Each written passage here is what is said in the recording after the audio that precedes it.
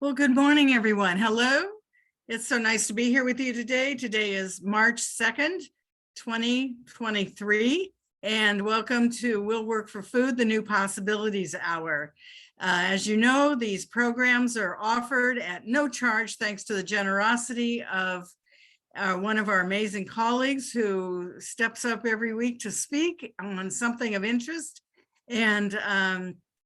And now that's been going on since the spring of 2020, founded by Natalie Armstrong Moton as a way to help feed the world. All we ask is that you make a donation in any size, any amount to either the food bank of your choice or the food bank suggested by the speaker.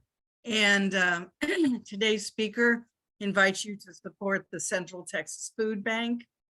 Natalie will put the information in the chat, but for any of you watching this later on video, Central Texas Food Bank.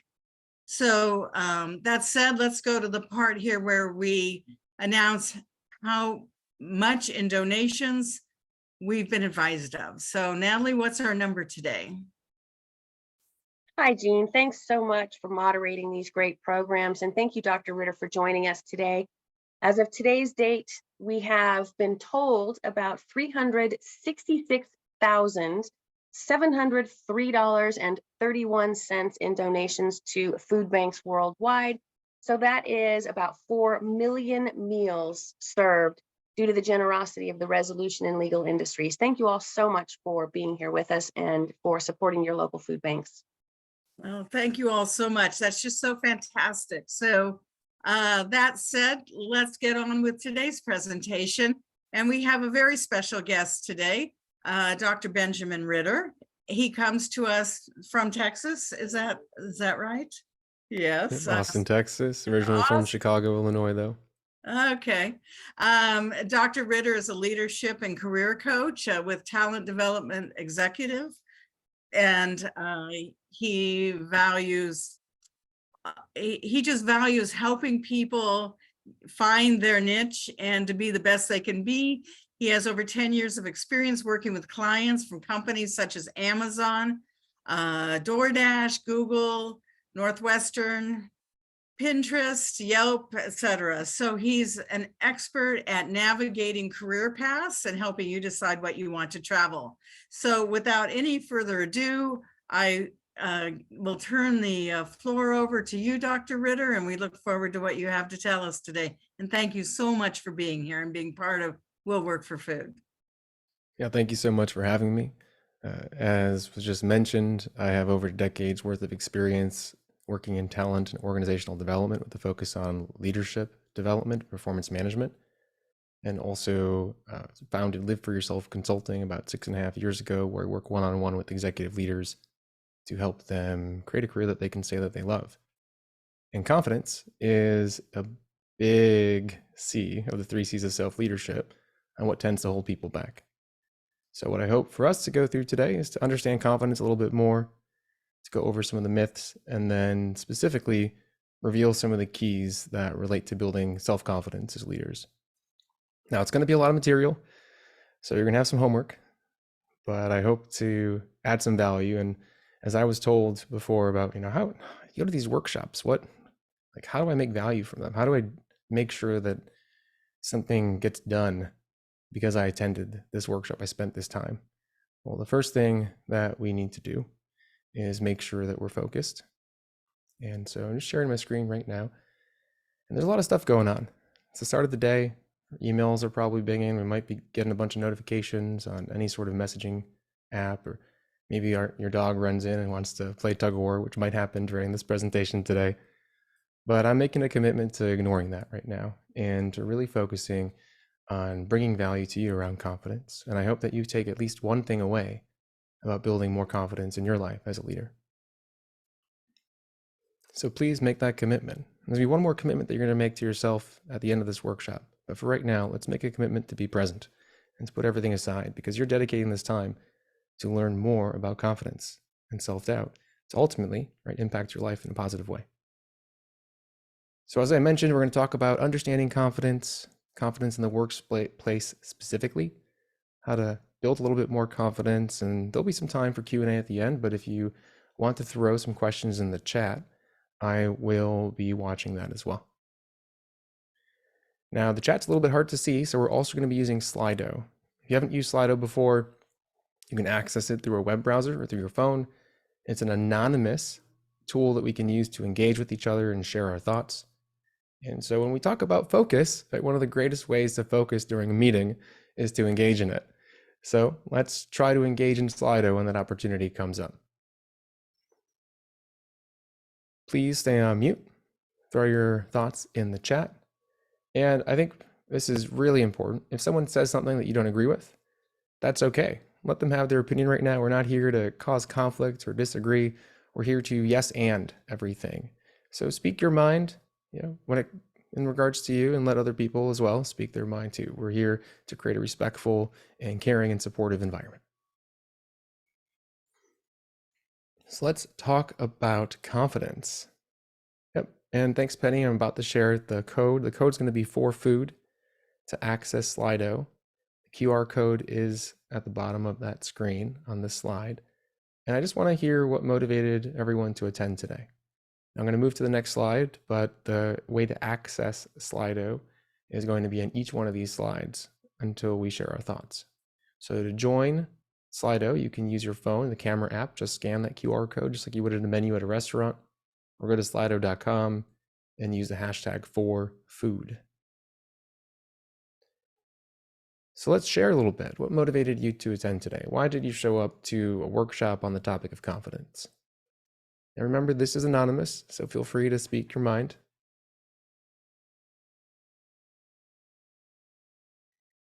I've struggled personally with a lack of confidence in the past. It impacted my social relationships, even just the ability to be social, my executive presence. It impacted my ability to apply for certain jobs or ask for certain career growth opportunities. It also prevented me from creating boundaries at work.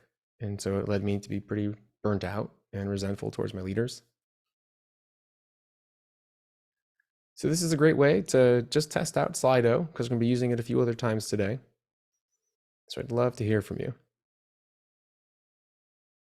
As an introvert, confidence has been a challenge. I'm a coach, so it will work, but also I put off doing things, which I think is about a lack of confidence. I love the messages too that are like, I just like showing up. That's awesome. I'm happy that you're here. Okay, great. Building confidence in a new career. Wonderful. And if you like Slido, by the way, this is a great tool to use in your meetings. Great way to show a little bit more professionalism and tech savviness, as well as to create anonymous engagement. So thanks for sharing. There's something that we don't all fully realize about confidence. None of us were born doubting ourselves. And that doubt was built up over time. Because I don't know one person that doesn't struggle at least a little bit with a lack of confidence and self-doubt. And so if we can accept the fact that we weren't born doubting ourselves, we weren't born thinking that we weren't good at presenting, we weren't born thinking that we can't say no to a meeting, we weren't born thinking that we weren't pretty enough or good enough or handsome enough, then maybe we can say that, okay, so maybe these beliefs that I have aren't exactly true. Maybe there's something not right about these critical thoughts that I'm thinking about myself. And that idea, the idea that, hey, maybe this doubt that I feel isn't a fact, is the first step to actually building self-confidence. Now, some people think that confidence comes from their possessions, or comes from their accomplishments, or comes from what people say about you, or comes from your past experiences and successes. But these are actually one of the worst places to source confidence from. Doesn't matter how much you have. I can tell you people that have probably much less that are confident. Doesn't matter how much you've accomplished. Doesn't matter if you've got that job or earned that promotion, or in your terms were successful. Doesn't matter. It's actually not where confidence comes from. Doesn't matter what people say about you, work with a lot of leaders who are in the public eye. And when you're in the public eye, you're going to get criticism. Or even just when you're in the workplace and you get constructive feedback and it was delivered probably in a pretty poor way. There's a lot of people also need training on how to give feedback. Well, what they said isn't actually factual. It doesn't matter what they say about you. It might have been an experience, might have something that happened in a situation, but great, so you have some facts. And confidence for sure has nothing to do with your past. But a lack of confidence and self-doubt was completely created because of your past. Confidence is actually just a belief. Just a belief. There's nothing to do with reality outside of who you are as an individual, as who you are. Just sitting there right now listening to this, or whatever you're doing right now listening to this. Confidence is just a belief in two main things: your skills, so what you think you're capable of doing, and your qualities or traits, so the belief in who you are as an individual, as a person. And too often we use those other myths about what confidence is, like how much stuff we have, to define if we are good enough, when in actuality, that belief can't come from anywhere else other than from ourselves. And so what we're going to focus on is how to create a greater belief in our skills and in ourself, in our qualities and traits. And so this is really important to understand, because if you find yourself doubting who you are or what you can do, knowing that that doubt is coming from one of those areas allows you to do something about it, allows you to start creating new programs that are going to serve you and build confidence. So for everybody listening, where do you think you struggle the most? A belief in your skills, like your ability to present, your ability to do one-to-ones or to lead, your ability to connect with individuals in front of you, or maybe your qualities or traits. So maybe you think you procrastinate too much, or you're too short, or you're not beautiful enough, or your voice sounds a certain way and it doesn't exude leadership presence. So when you think about where you lack confidence, where you struggle with a belief, which of these areas does it fall into? And I've been using the word lack confidence a lot. And one of the main, I think, triggers for a lot of people is saying, hey, I think you doubt yourself. Hey, I think you lack confidence. Because it's almost like, shouldn't we be confident? But being able to face the fact that we all have self-doubt, that we all lack a certain sense of confidence in who we are, and hopefully normalize the fact that this is something to work with, something to build from. Because lacking confidence and having self-doubt doesn't actually mean you lack anything. It just means that you have a belief that you do. So this is something that I'd love for you to write down, that you either struggle with qualities or traits, or struggle with skills, or maybe both. And then maybe as a homework assignment, write down the things that you struggle in terms of having confidence with. What are those qualities or traits? What are those skills? Because so often we feel self-doubt and then we just say that we don't have confidence. We let that control our actions instead of diving in a little bit deeper and truly understanding where this comes from. And when we can focus on where it comes from, then we can actually talk back to it and say, oh, that's not a fact. That's not true. This is why. But why do we feel this way? Why do we all lack confidence and self-doubt? And so it's something as simple as just understanding that we've all had experiences in our life that have become programs, because our brain likes to keep things simple.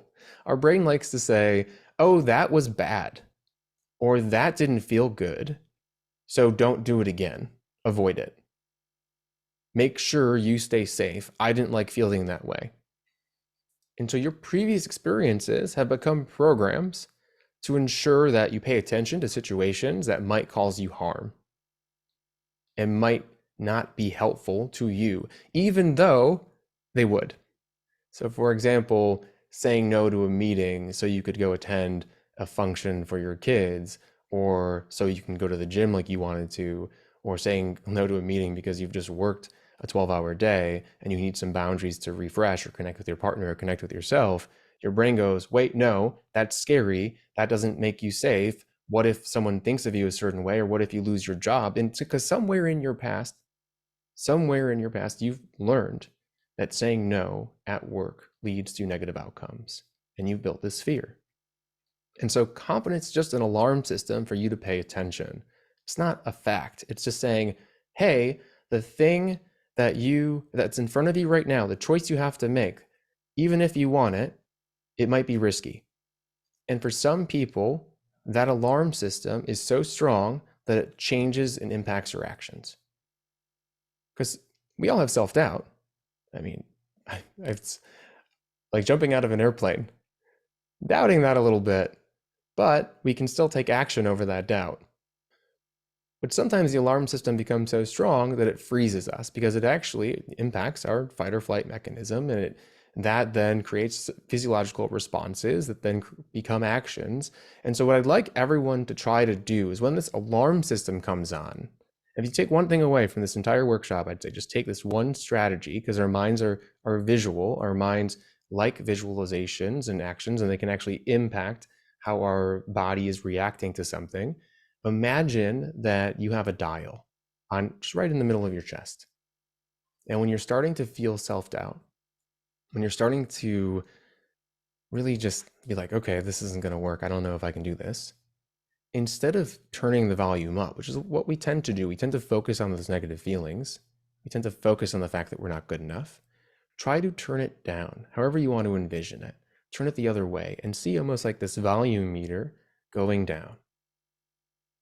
Try picturing this during situations where you doubt yourself. Turning down the volume of this alarm system that's saying that you're not safe. This should help you deal with certain situations where you lack confidence and help maybe turn it down just enough where you take some action that's uncomfortable. Now we're going to get into some more specific kind of homework assignments around building confidence, but this simple exercise has been proven to work with a lot of my clients. I do it myself. So please try this out. It may seem a little silly. You can even buy a little volume button. You can walk around with a remote control and turn it down when you want. Just don't put batteries in it. You might end up turning down some people's TVs around you. But try this out. Let's accept that this strategy might work for us next time we are feeling a high level of self-doubt. And this is so important because self-doubt in the workplace limits us. We either maybe work more or say yes to work that we don't care about. Maybe we work less because we're worried about the spotlight hitting us. We tend not to be able to form concise and clear sentences and make our point because we're so in our head wondering what people are thinking about us. And if we can create a higher level of self-confidence in the workplace, you're more likely to do work that energizes you. You're more likely to set boundaries where you prevent resentment from growing and frustration and stress. You're more likely to say yes to new opportunities and put yourself in the spotlight. So maybe even do some cross-functional meetings or skip level meetings with other leaders to highlight your own work. You're more likely to put yourself, like praise yourself so that your work gets represented for the greatness that it is. Because so often individuals that I work with think, oh, I work hard. I'm a high achiever. I do my work. I just don't like being in the spotlight. Why am I not promoted? Why don't I get these opportunities that other people are doing? Because confidence in the workplace is part of executive presence, and part of presence is being present. And people get promoted because people know of the work that they're doing, not because that there is work getting done. So confidence can help you stand up, right, and stand out. The other thing it does is it tends to build more trusted relationships because you're not so afraid of other people in your organization. And also boundaries and clear communication builds greater trust. So what is one of the greatest areas of self-doubt you have at work? And I'm asking this because it's going to be important for the next slides that we go over.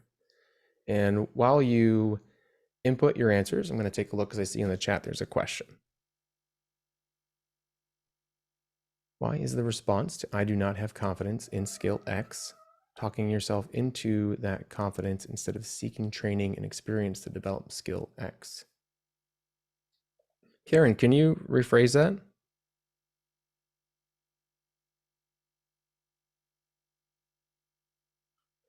Because I'm not sure if I fully understand the question. Now, Can you hear me or do I need to put on an external mic? Is my mic working? I can hear you. Yeah. Oh, great. That's amazing. I hadn't been working for a few months and it's amazingly started without the external mic. So it's good to know. There are two ways of approaching a sense that you don't have a skill. You can either, as you suggest, say, that's not true. I have that skill. I know at least 3 people have told me that in my lifetime.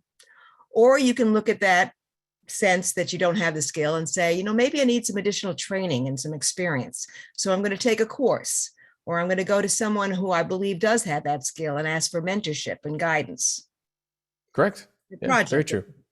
Yep. So there are 2 different ways to. Why is better than the latter? I don't think either is better than the other. So for example, when you're trying to build confidence in a skill, yes, you can convince yourself that you're better at it. And then it doesn't really matter how good you are, which is kind of neat. Or you can go get better at it. Either way works. But if you still don't believe that you're good at it, no level of skill is going to make sure that you actually feel that you're good at it. So I'd say, I think both are good, but you can't actually build confidence without the belief in it. This comes from my experience as an arbitrator, where I have experienced, and also as a lawyer, supervising other lawyers and working with other lawyers, that people sometimes convince themselves, or at least try to convince others, even if they haven't convinced themselves, that they have a certain ability that they don't. And the result of that deception of themselves and others is a sabotage of the project and maybe even a loss of a case. So can you comment on that? Well, what I'm talking about here is really just your own happiness, your own fulfillment, your own enjoyment. And we can talk about success, right? If someone is good at something, is it better if they're not good at something? Well, if you feel that you're good at it, then that's what I care about right now. And I think what you're discussing in terms of success at work is a little bit different from what I'm trying to represent today, because I'm just more focused on the stress that comes from not believing in yourself. And I'm happy to elaborate a little bit more when we get to the Q&A portion too. So I appreciate you bringing this up. So thank you everyone for adding your comments about your greatest area of self-doubt at work. Keep this in mind as we move forwards. Karen, I hope we have a little bit more time to talk about this too. But it's, this concept of just, if you feel good about yourself, that's what I'm happy with. And it might not lead you to certain goals that you have based on your levels, your skills and abilities. And that's a different topic at hand, because then we go, well, why am I not making progress towards this goal? Great. Maybe you actually have to work on something. Maybe you do have to go get some 360 feedback. Maybe you do have to look at the results and take information from that to make sure that you can continue making progress in your career. So there are 5 main keys to becoming confident at work that I've identified. And I'd say if you were to focus on anything to becoming confident, that these would be the 5 pillars that I would suggest. There's work here. It's homework, right? To recreate new beliefs within yourself. It's not something that you can just flick a switch. It's going to be a constant tug of war. But these 5 keys can help you make sure that your side, the inner champion, wins over the inner critic. So the first thing that we need to do is create some safety.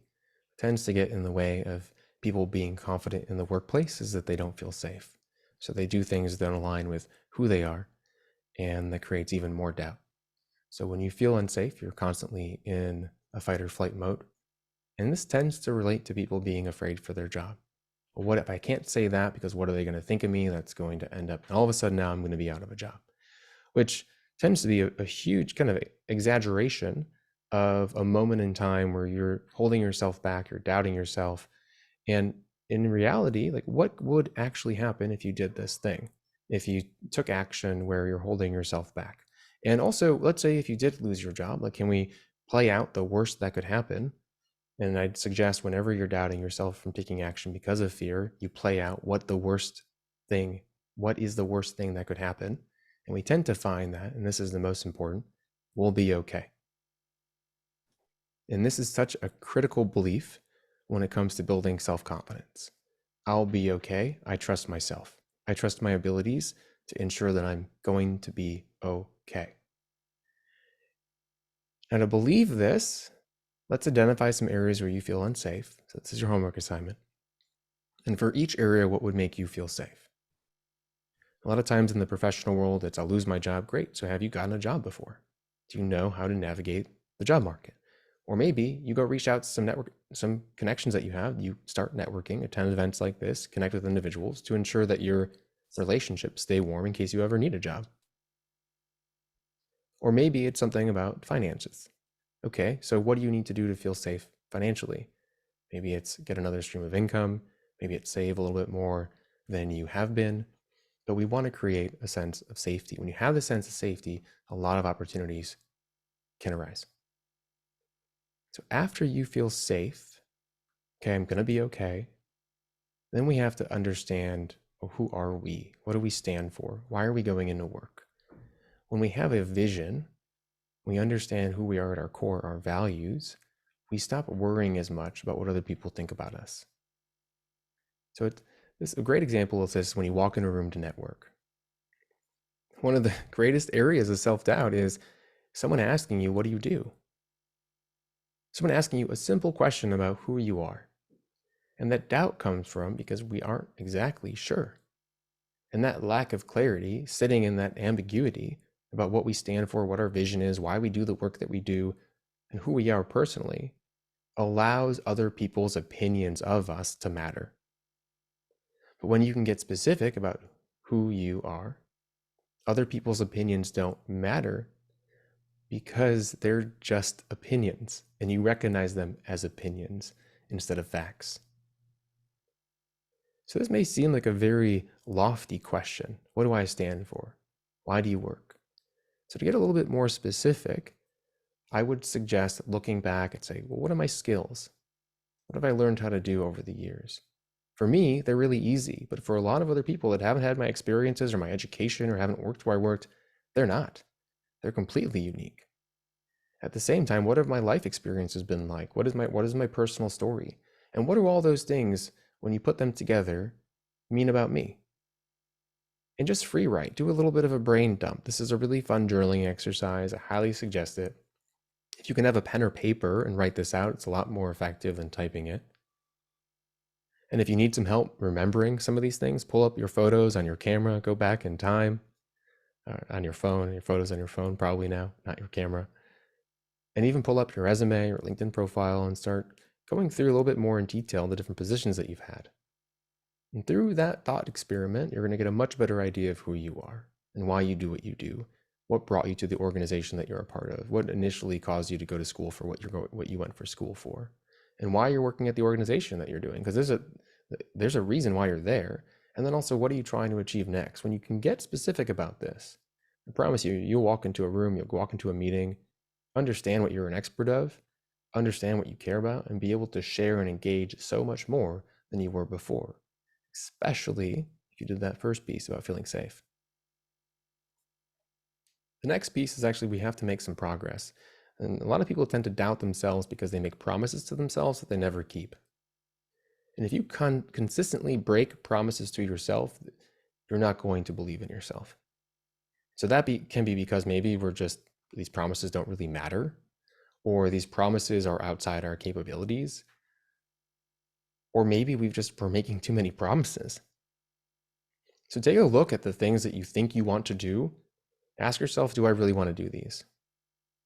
Now, if you said yes to a lot of them, let's prioritize them. Well, what is the thing that I really want to make progress to first? And what's a realistic goal? Because sometimes we set very lofty expectations for ourselves where we're actually making progress, but don't consider it progress. Like, for example, in the job search, sometimes people only define their success by getting a job, only define their success by getting to a final interview. When success there, progress, can be applying to one job. Can be having a connection conversation with someone about their work to explore. And if you can then change your expectations, then you can finally feel that you're also making progress. So try to really figure out what your vision is, what priorities you want to focus on. Let's say no to a lot more things than we're saying no to right now. Let's work backwards from this goal that we have and try to figure out what are the individual steps, the daily steps that I need to take to actually feel like I'm keeping this promise to myself. And then give yourself some grace. When you don't actually do an action, maybe because you're drained or you have other commitments, go, I made a choice to do this other thing. I acknowledge that. And this is so critical because if we don't have this conversation with ourselves about progress, we're going to think that we're a failure. We're going to think that we actually aren't successful, and that's going to increase self-doubt. And so a lot of this has to do with talking to ourselves in terms of who am I, feeling safe, ensuring that you're making progress. And all of these different areas are to build your inner champion, are to build the person within you that is talking to you each and every single day. So we are programmed to focus on the lack of, the negative. We magnify it. This is completely normal. Why? Because it keeps us safe. If something is wrong, we focus on it. We constantly think about it. We repeat that thought in our head all the time. And so if we want to try to reprogram our brains to be more confident, we actually have to consciously use our inner champion and consciously talk back to our inner critic and tell that individual within us that you don't believe the beliefs that it is sharing with you. And this is a really interesting fact, by the way. The average person has about 12,000 to 60,000. It's a big gap, but it's hard to count thoughts per day. But that 80% of those thoughts are negative. And so if your inner voice is constantly negative, is majorly negative, then it would make sense that you have a negative voice and opinion about yourself. So the one thing I'd ask you to do here is to pay attention throughout your day. Again, a lot of this is bringing awareness, and just write down your negative beliefs. Say step 1, just write them down. Also, pay attention to the negativity around you. Are other people sharing negativity? Do they seem more negative? Do articles keep popping up on your newsfeed that are negative? Anytime there's a negative thought around you, that becomes a negative thought inside of you. So can we also protect our environment? Can we surround ourselves with more positivity? Your environment completely and utterly influences how you feel. So let's try to build and invest in people that align with your career path and that support you and build you up. And I mentioned about our news feeds. I'd also suggest reading and listening to things that affirm, right, your positive beliefs about yourself. And when you put all this together, you will build and feel more self-confidence. So accept that you're safe, that you trust yourself, that you're going to be okay. And why? Because I believe in who I am and what I stand for. So you define your values and vision, and you're just doing little things to make progress. You're taking away the to-do list, and you're maybe making like a what's next list, or what do I want? What's the number one priority today list? And everything else can stay in this other kind of holding area. And then are going to pay attention to your thoughts and just build awareness to the positivity within you and the negativity within you. And then surround yourself. Make it easier for you to be more positive by surrounding yourself with positivity. And if you have any direct reports, if we have any leaders on the call today that are struggling with confidence, you can do these things for them too. So the same thing that would work for you would work for them. Help them feel safe. In your one-on-ones, talk about who they are, what they care about, why they're there, what they want to work on. Help them see that they're making progress. Check in on their number one priorities, reduce their to-do list. Give them positive feedback. By the way, so the ratio when it comes to feedback and giving positive to constructive feedback is around 5 to 7 to 1 for your feedback to be influential, meaning that it takes 5 to 7 positive remarks for that one constructive remark not to actually tear them down. It's incredible when you think about it, which means that you probably need to give some sort of positive and constructive feedback to someone every time you see them. And then ensure that around them, that their relationships and the environment is surrounded with positivity to the best of your ability. So if you had confidence at work, what is one thing that you do differently right now on this call? What is one action that you would take? Throw it in Slido. What is one thing that you would do differently? I was working with a client yesterday who was going to go to their boss and actually ask to be taken off of a client project and to be put on a different type of work. I have another client who's actually going to be switching functions and departments. I have another client who's going to go to their leader and ask for feedback. That's a big one. As you speak up more, insist on my position more on critical decisions. Wonderful. I have another client who actually, by focusing on one person in the room and doing a little bit more meeting prep, has built his confidence up in group settings and is able to fully engage in meetings like he hasn't before. Because when you don't engage in meetings and share your thoughts, you have to, one, do a bunch of follow-up meetings to actually get clarity and to figure out what needs to get done. But also you get seen as someone that's not a leader, that maybe is also distracted and not paying attention and disengaged. Okay, thank you for sharing. So I'd like for everyone to take those thoughts and make them a commitment. You can share them in the chat if you want, or just make it to yourself. Because confidence is a belief, but that belief is created through a conscious commitment to yourself. Because we live in a world that is constantly beating us down, that is filled with negativity, and our brains want to focus on the things that are wrong because of things that's going to keep us safe. So confidence is a commitment to the belief that no matter what, you believe in yourself. And if you keep practicing this, like you wake up in the morning and tell yourself your commitments and take action on those 5 keys, then that belief will get stronger.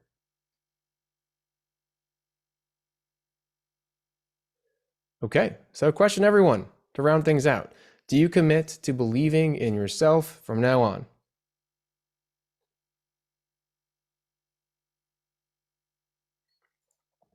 And there's a question in the chat as everyone answers that. Do you ever find that some people have trouble with confidence on a one-on-one basis, but not in large groups? Yeah, confidence is personal. So people have issues in one-on-one as well as in groups, and for personal reasons, from experiences that you've had. So very much so, yeah, especially with certain types of people. And so it's totally normal to have confidence in those situations. And Richard, is it true that the world is beating you down? If you let it, if you focus on the negative aspects of things, which it's easy to when you are not in a positive environment and you focus on self-doubt and a lack of confidence. It's not true, it's not a fact, but it can be depending on where your perception is. I actually personally created an environment around myself that's filled with confidence. That's filled in the belief that I am capable and able to create whatever I want to create in the world. And it is a constant thing that I work on. I wake up, tell myself that. I focus on self-confidence. I focus on the priorities. I make sure that I value the progress that I'm making. Instead of comparing myself to other people or allowing negative thoughts to seep in and influence what I believe about myself. So thank you, everyone. Just to reiterate, I have founded Live For Yourself Consulting, where we implement research-based leadership development, professional branding and executive presence for leaders and soon-to-be executive leaders, as well as cultivate career fulfillment. And confidence is a big part of that career fulfillment. Just so you know, we've worked for a variety of industries and organizations. So if you're wondering, this won't work for me, I promise you that it will. Try at least one thing out from our workshop today. I want to make sure that we get to the Q&A, but also there's a giveaway. So if you liked what you heard today, but want something a little bit more one-on-one, feel free to join our giveaway. It's a leadership development session. Focus on anything that you want to focus on. This does not appear on the screen, but if you want, you can enter your email to win a leadership and career development session. And while people enter this a little bit of a raffle, I'll reach out to 3 winners actually at the end, not just one. So chances are good that you might win a session. While you enter your emails there, I'll actually answer some other questions that have popped up. It's a random question. I love your microphone. Really cool. Thanks. Thank you. This is a Shure SM7B. It is connected to a cloud filter and then a Focusrite Scarlett, I think 3rd gen module to make sure the sound comes out okay. If you have any questions about this setup, feel free to ping me on LinkedIn, Dr. Benjamin Ritter. I'm happy to share it with you. It was a lot. There's a lot of research that went into choosing this one specifically. Let's see. Can you share an example of something that has changed for you, result of a greater self-belief? Yeah. So when I was like, my whole journey into coaching was because I felt ostracized, ridiculed, and laughed at in social situations. I had no self-confidence in myself. And that it was terrible. You walk into a group and think everyone's laughing at you, so you don't say anything, you hold back, and then you're awkward when you do share something. So I built a belief in myself that it doesn't matter what people think. And so I focused on the belief within me and talked to that inner critic. But then also from the skill perspective, I went out and just put myself in random social situations. I learned about social dynamics, like how to win friends and influence people, and persuasion and influence. And through the experiential side, actually going out there, putting myself in uncomfortable situations, and then the understanding my beliefs and reframing them and making sure that they were positive, I was able to build that confidence. Where now, right, I'm in workshops with 100 people, 100 leaders in the room. I'm in online webinars and workshops with thousands of people in a room. I work with executives that have 40 years of experience that are running major global corporations, etc. And so it took a lot of focus and hard work to reprogram that belief, but that's an example. So I'll pull it over to Q&A and see if there's any other questions. It looked like, Jean, you wanted to jump in? I was going to say there are some questions here, excuse me, in the chat.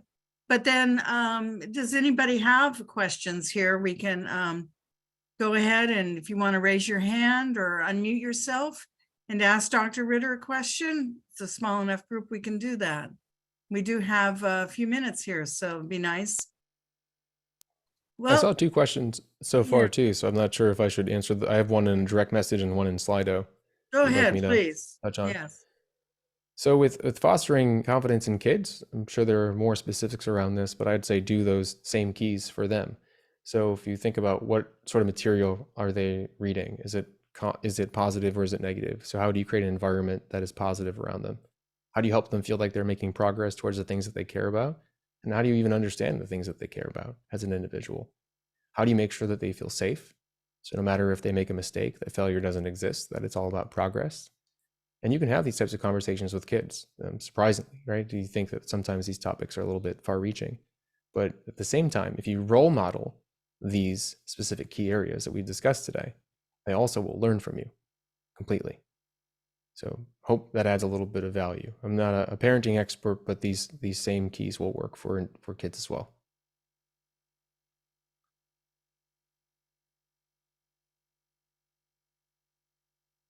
Sounds So good. the There are one, a couple of more questions here. Why don't we, you go through what we've got in the chat or in your Slido thing then? yeah, so how important is mindfulness for practitioners who are constantly around people in conflict, and how does that affect confidence? This is so relevant. So I actually went home to see my parents in Chicago for about 32 hours, and I'm an open book. So I'll tell you that our home environment, unbelievably supportive and loving, and I could not have asked for anything more. I'm completely grateful for that. But the environment now is filled with yelling and conflict and negativity.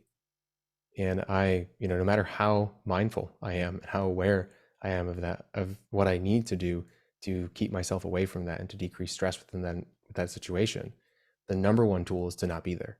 And I was very explicit with them. I said, look, I don't actually have relationships that talk to each other in this way. This environment is causing me to not want to be here anymore or come home. So if this continues, I can't do that. And that openness and honesty actually created some immediate change. And it can be difficult if people are working in an environment that's very high stressful where that negativity exists. But no matter how mindful you are, if there's a fire burn, like if you're in a burning building, the number one thing you're thinking about is how to get out of that building. Not, okay, like stay calm, what, I'm going to be okay. Like you instantly are going to react to the fact that there is conflict around you. So I'd say mindfulness is great. It's wonderful to help talk you off the ledge and keep you calm. But the number one solution is to actually get out of that environment.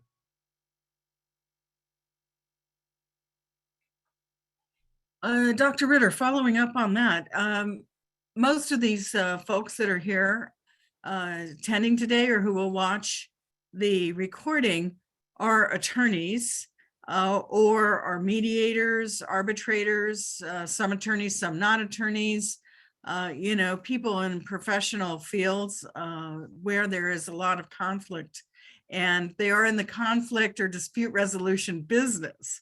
in one form or another. And so that's a nice example of what you gave, you know, about talking to your family and all. That's excellent advice there. But for people who deal with conflict day in and day out, helping others resolve their disputes, you know, unfortunately can't just Yeah. leave it behind. So any special thoughts or comments there? hmm So I'm sure you all have read some wonderful resources on this topic. I have to admit, probably no matter what I've read, this one rings true for me, and that's just Crucial Conversations. The ability to stay goal-oriented and purpose-focused during conflict. And so your job as a mediator, and I'd say even my job as someone that focuses on talent and leadership development organizations that's been called in by People Ops for very critical employee relation issues, is to remind everyone what their purpose is. And so you have to then know what the purpose is and the goals and the objectives of each party. And so emotions and reactions, that's just a part of the job, and those are fine. And sometimes they come in waves, and sometimes people have tsunamis. And your job, though, is to actually not react to that emotion, not try to disprove the emotion, because what someone feels is real. It's actually to acknowledge, I understand you feel that way. Now, what are you trying to achieve? What would you like to achieve? No matter what we feel, what we'd like to see next. And it's so basic. And I actually think probably most people on this call maybe have heard that before, but if you haven't, it's even just taking a second to prep for the meeting to understand, what do they really want to achieve? What do both parties want to achieve? What might they want to achieve? How can them working together help them achieve that goal? And then acknowledging and accepting emotions as they arise, not trying to disprove them, not trying to say that someone is wrong, because the moment you try doing that is the moment someone gets on the defense. Because if you try to question someone's belief, what someone thinks they know is true, what someone feels, then what you're doing is questioning their identity. And whenever you question someone's identity, they're going to resist. And whenever you have resistance in a conflict, you're not going to make progress, because then instead of being goal and objective oriented, the person is focused on protecting who they are. And that is something you won't win against. Great advice. We'll keep that in mind. Thank you so much. Does anyone else have any questions, or do you see any more in the chat or in the Slido? I think Carrie's raising her hand. Okay. Hi. Hi. That was that last comment's really, really helpful. So if you question what somebody believes or feels, it feels like you're questioning their identity. How would you go about questioning someone's belief kind of in a way that wouldn't threaten them? I think, because the area of mediation I do, that would be really important. You try to understand their belief. So what happens is you actually get it, you go on their side and say, that sounds really tough. And can you walk me through, why you feel that way and where that comes from? I really want to understand. And then you follow up with more questions. And even if you don't agree with something that they're sharing with you, you go, great, I'm going to write that down. What else is causing this belief? And it takes more time. It 100% will take time. But that level of curiosity actually helps that you are perceived as someone on their side. And whenever you are able to earn that level of trust and show that you're working with them, not against them, that you acknowledge how they feel and the experiences that they've had, then you're more likely to be able to impact the beliefs that they have.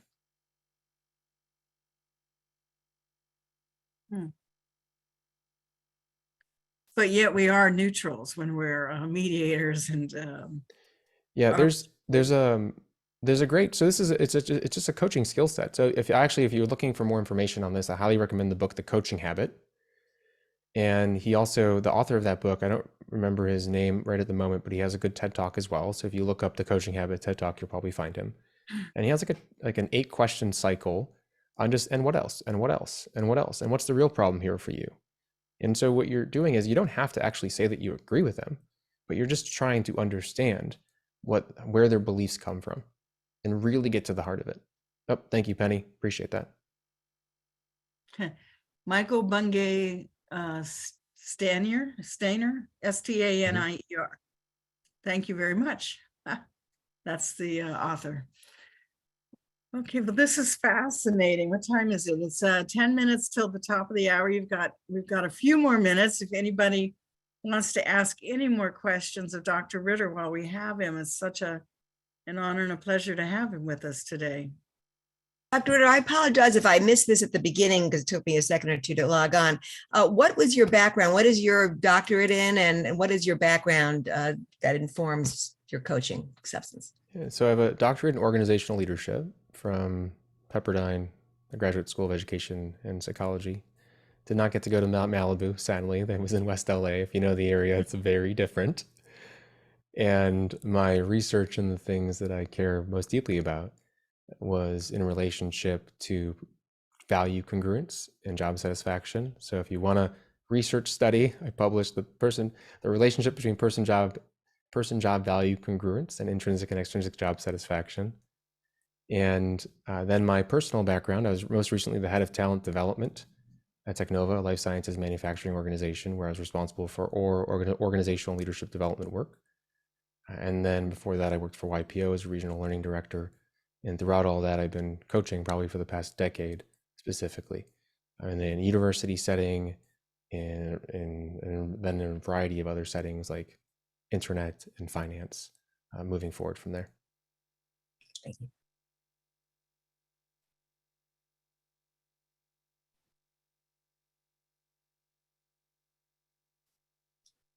Sorry, muted here. Do you have a website, Dr. Ritter, that you could share with people? Yeah, I put it in the chat, so you can go to liveforyourselfconsulting.com.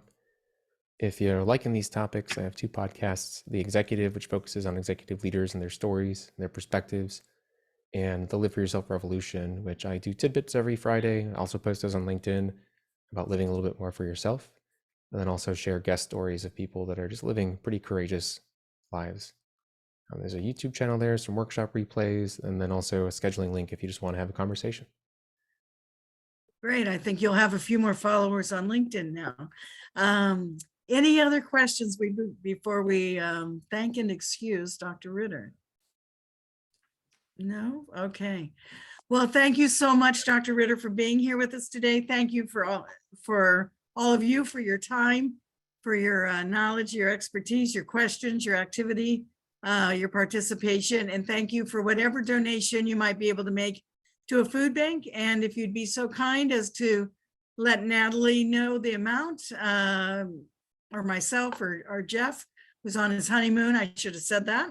He got married on Saturday. So no, Sunday, excuse me. He got married Sunday. And so he's on his honeymoon. We wish him well. Thank you so much again. And we're wrapped. That's it for today. See you next week. Same time, same place. Bye-bye.